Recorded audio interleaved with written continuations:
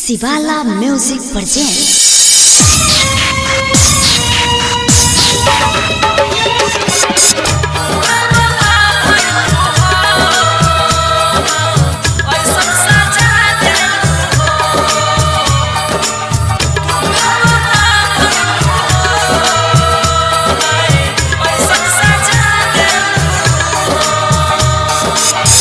Recording studio किसान चौक Supaul.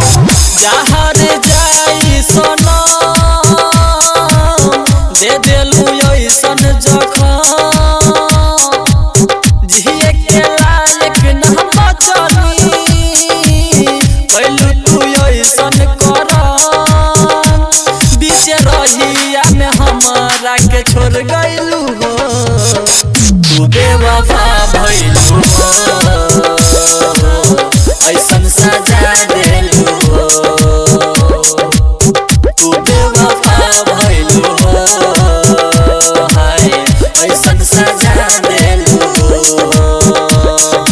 DJ Krishna DJ Krishna DJ Krishna किनारुआ सुन है किनारुआ सुन है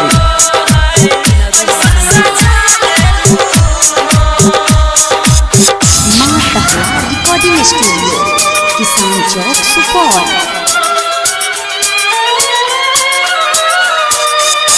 तू साथ दे तू अगर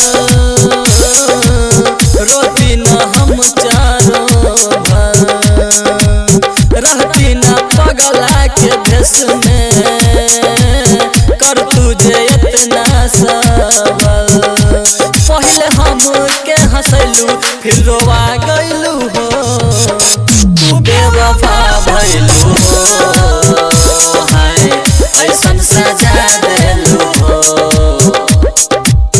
तू बेवफा भइलू हो हाय ऐसन सजा देलू हो। DJ Krishna DJ Krishna DJ Krishna किनारुआ सुन है किनारुआ सुन है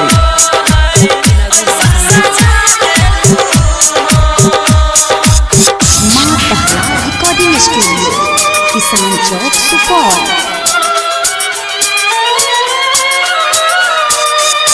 तू बर्बाद करके हमके झेलू आराम से जा खुश रही हाँ ससुरवा में अर्जी बा भगवान से।